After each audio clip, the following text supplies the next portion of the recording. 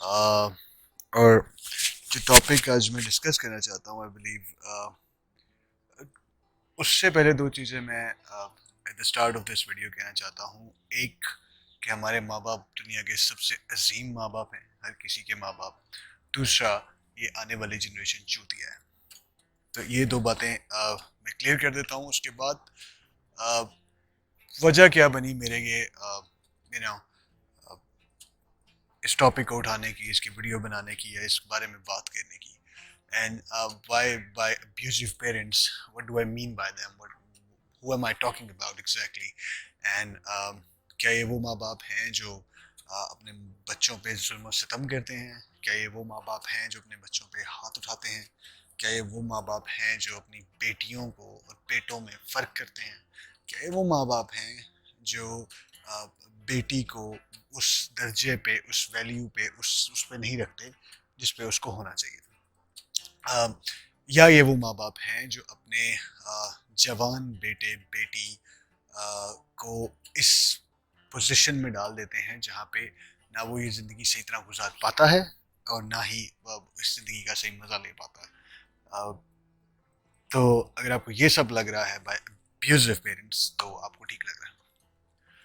ये बेसिकली हर उस वालिदैन के बारे में है जो ये उनको ये लगता है कि वो हमारा अच्छा सोच रहे हैं, हमारी बेहतरी कर रहे हैं, क्योंकि अगर वो नहीं करेंगे तो कौन करेगा। और इस बात का मैं I want to say this up front that there is no one more loyal towards you or more right towards you than your parents. There could not be anyone else in this entire fucking world that could be as sincere with you as your parents are. So that's the third thing I want to get out of the way because I don't want anybody मैं अपने घर तो नहीं जा सकूंगा इस video के बाद, लेकिन I don't want anybody to take it as I disrespected parents. It's just where they are coming from. हर्ज अली का एक कॉल है जिसका मफहूम शायद यूँ है कि अपने आने वाली नस्ल को उस तरह मत पालो जैसे तुम बड़े हो। कमी पेशी माफ, मुझे एग्जैक्ट वर्ड्स नहीं पता क्योंकि वो उस ज़माने में नहीं है जिस ज़माने में तुम हो। तो हमें सबसे पहले तो ये बात समझने की ज़रूरत है। सबसे पहले हमें खुशी की या कामयाबी की उन डेफिनेशंस को दूर रखने की ज़रूरत है जो आज तक हमें सिखाई गई है। हर लड़का हर लड़की जब बड़ा हो रहा होता है वो अपने आप से एक बात लाजमी करता है, मुझे पता मैं करता हूँ, वो अपने आप से ये बात लाजमी करता है कि मेरे बच्चों को मैं ऐसे नहीं पालूंगा जैसे मेरे माँ बाप ने मुझे पाला, मैं अपने बच्चों के लिए कर दूंगा। And when the time comes when, और आपने ये बात हमेशा सुनी भी है कि यार जब अपने बच्चे होंगे ना तब पता लगेगा, जब अपने बच्चे होंगे ना तब तुम्हें एहसास होगा, जब अपने बच्चे होंगे ना तब तुम्हें इस बात की गहराई का पता लगेगा। तो पहली बात ये कि it's all the same, it's a cycle that's been repeating from day after day after day. पर नाउ जब मैं अब देखता हूँ people who have been born after 2000 जो अभी शायद यूनिवर्सिटीज़ में हैं, एडमिशन ले रहे हैं, you know the young generation, हमारी जनरेशन से वो जनरेशन इस बात पे बहुत अच्छी है टू सम एक्सटेंट कि उन्होंने काफ़ी सारे स्टिग्मास को साइड पे कर दिया, जिसके लिए मैं उन्हें बड़ी दाद देता हूँ इस बात पे। बीइंग अ पेरेंट आपकी ये जिम्मेदारी है कि आप उसको खुशी प्रोवाइड करें, उसको बेसिक नीड्स प्रोवाइड करें। I have literally seen people committing suicide, going into depression, you know, uh, considering themselves not being good enough just because they are not getting good grades. Uh, मैंने literally ये चीज़ देखी है, हमारे साथ आज भी होता है कि आप जब अपने वालिदैन के साथ आर्ग्यूमेंट कर रहे हो तो that argument does not remain an argument, that somehow becomes बदतमीजी, आप बदतमीजी कर रहे हो। आप जब तक अपने बच्चे के साथ डिस्कशन नहीं करेंगे, आप उससे बात नहीं करेंगे, वो कैसे समझेगा आप कहाँ से आ रहे हैं, where you're coming from? He'll never be able to understand this because you never sat down with the person to make that person understand कि भाई this is, यहाँ से मैं आ रहा हूँ, ये कुछ मैंने हैंडल किया।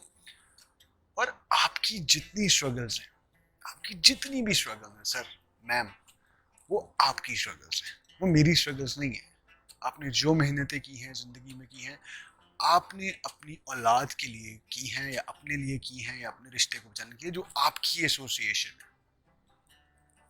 आप मैं जानता हूँ कि आप मेरी ज़िंदगी को बेहतर बनाना चाहते हैं। मैं जानता हूँ कि you are looking for the best schools for me. मैं जानता हूँ you are looking for the best curriculum for me, you are looking for the best sort of subjects for me. you're looking for the, और इसी तरह आगे जाके आप मुझे बताएंगे कि मुझे कौन सी डिग्री करनी है, फिर आगे जाके मुझे बताएंगे मुझे कौन सी नौकरी करनी है, मुझे बताएंगे मुझे किससे शादी करनी है। आप ये सारी बातें मैं जानता हूँ, मुझे समझ है कि आप मेरी बेहतरी के लिए चाह रहे हैं, लेकिन जहाँ आप बेहतरी चाह रहे हैं वहाँ पे आप ग्रूमिंग रोक रहे हैं। आप हर चीज़ अपनी औलाद को प्लेट में ला के देने के लिए दे रहे हैं, और यही वजह है कि आज मैं यहाँ पे खड़ा, या मेरे जैसा कोई और खड़ा ये कह रहा था यार कि हमारे माँ बाप ने हमें इतनी लिबर्टी नहीं दी। अगर मेरे माँ बाप मुझे सपोर्ट कर लेते ना, तो पता नहीं मैंने क्या कर देना था ज़िंदगी में। हालांकि शायद मैंने कुछ भी ना करना हो, मैंने कुछ भी ना करना हो, लेकिन एक लैक ऑफ सपोर्ट की वजह से आप लोगों ने आजकल, हमारे साथ ये हो रहा है, specially the young generation that's coming up right now which is like in 20s और 21s, लेट देम लिव। वो ड्रामेटिक हैं, वो के पॉप सुनते हैं भाई, और उन्हें पसंद है वो, और मरते हैं उसके पीछे। वो ड्रामेटिक जनरेशन है, the generation that's coming up is dramatic, they are stupid people, they don't understand what life is right now, but they have good parts, they have bad parts. Good parts is they over dramatize, they're oversensitive about everything sometimes, which is somehow is a good part for me, because okay, racism, your religion and everything, it's something that they gel together. For example, अगर आप पिछले time से अब की फिरका वारियत देखें आजकल के बच्चों में, तो आपको बहुत कम मिलेगी। एक वजह ये कि दीन से दूर हैं, लेकिन दूसरी वजह ये कि they accept everybody for who they are, they don't buy जो आप, और आज आप उसको समझाएंगे, अब वो उसको ये नहीं कह सकते कि टखनों से ऊपर सलवार करके चलो वरना तुम जोजख में जाओगे। वो आपसे रीजनिंग मांगेगा, आप उसे बताओगे रीजनिंग, आप समझाओगे उसे। आप कहते हो पानी बैठ के पियो, हुक्म है, वरना गुनाह मिलेगा। आपने हर चीज़ को गुनाह और सवाब में तोल दिया है। टू स्टार्ट रिलीजियस जर्नी हमारी करने बात, आपने हर चीज़ को उसमें तोल दिया। जब आपने नाप तोल शुरू कर दिया ना, तो वो बच्चा उससे दूर भागेगा। फिर आप उसे समझाएं कि भाई उसका साइंटिफिक रीजन क्या है। मैं मान ही नहीं सकता कि मेरे रसूल सल्लल्लाहु अलैहि वसल्लम ने कोई बात बताने से पहले उसके फवायद ना, नुकसानात ना बताए, उसके साइंटिफिक रीजनिंग्स ना बताई। Your kid is being fed by numerous information, like tons of information day in day out with stats and figures, and you cannot just sit together and say because मेरे बड़ों ने मुझे बताया था इसलिए you gotta follow that. Nobody's gonna follow that shit until unless you are sure about why you are following it. Right? You are 100% on it कि भाई मैं इसलिए follow कर रहा हूँ. I know the reasons why this I'm following this. It's not just a blind faith that I'm going after. उसके बाद उनकी जिंदगियों के मामलात आप हुक्म देते हैं यार, कब बनता है, आप माँ हैं, आप बाप हैं, आप दे सकते हैं, लेकिन उनकी भी तो सुने। आपको लगता है कि आपकी बेटी अगर फ़ोन में लगी हुई है और आप उसका फ़ोन लेके उसको बिला वजह मारने लग जाएंगे कि तू फ़ोन में क्यों लगी हुई है, तो वो फ़ोन में लगना छोड़ देगी। मोहब्बत वो बाहर तब ढंढ तलाश करेगी, या अटेंशन वो बाहर तब तलाश करेगी, जब एक्सेप्टेंस वो बाहर तब तलाश करेगी जब आप उसे नहीं दे रहे होंगे।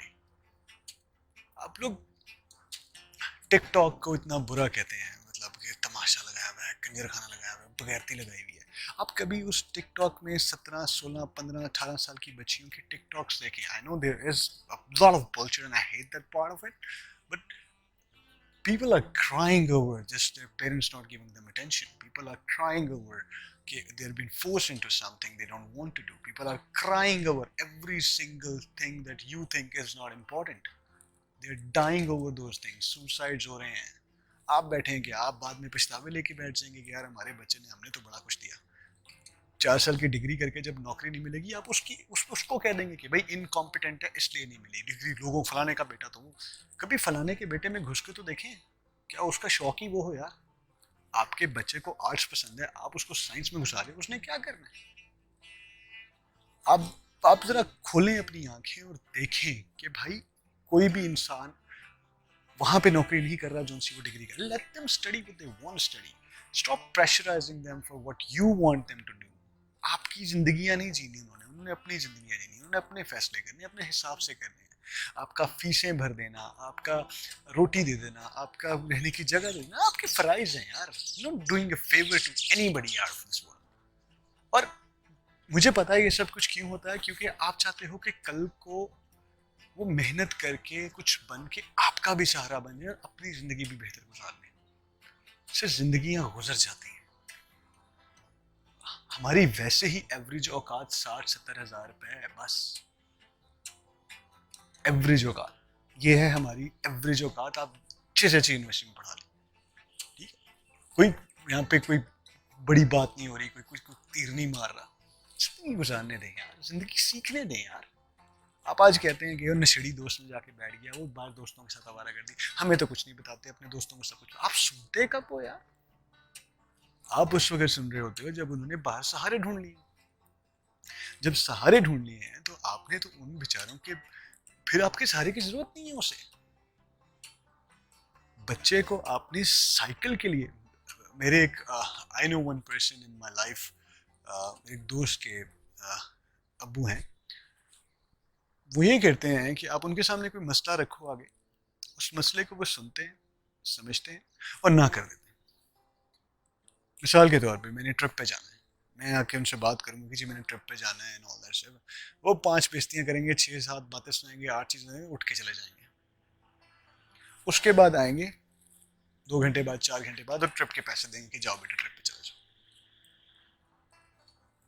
Then a person expects you to be thankful about it. Why the fuck would I be thankful about it? Because आपने जो उन 4 घंटे में मुझे इमोशनल, मुझे डिसरिगार्डेड, मुझे लेट डाउन, मुझे जो भी बुरे अल्फाज होते हैं डिक्शनरी में, मेरी वोकेबलरी कम है, वो सब फील करवा दिया है। Why the fuck would I be thankful about it? मैं तो अपना हक समझ के आपसे मांग रहा हूँ ना यार, आप तो मुझे जलील कर रहे हो। जलील करने के बाद वो चर्शियों का एक गाना है यार, वो यंगस्टर्स का, मुंह पे तसल्ली है तो दुनिया में तमाशे कैसे। तो मतलब अगर आपने यही करना है तो मतलब आप पहले तमाशा क्यों कर रहे हो यार? I am not asking for something unreasonable, am I? तो उसके बाद जी आप दूसरों की मिसालें ला के दे रहे हो अपने बच्चों को, फलाने का बच्चा ये, ढिमकाने का बच्चा ये, हमारे का बच्चा ये, और उसका बाप वही मिसालें कहीं और जाके दे रहा, फलाने का बच्चा ये, ढिमकाने का बच्चा। किसी का बच्चा किसी से खुश है? आप लोग हमेशा कहते हो कि हम अपनी औलाद से खुश नहीं है, हमारी औलाद is letting us down. Have you ever went to your kid and asked your kid about it कि भाई क्या तू हमसे खुश है? Are you happy? क्या मैं जो बाप बन के दिखा रहा हूँ, क्या do you want this father? Have you ever taken an input उस चीज के ऊपर कि भाई क्या हमें हमारा वो बाप, जो बाप है वो चाहिए, या जो माँ हमारी माँ है वो चाहिए?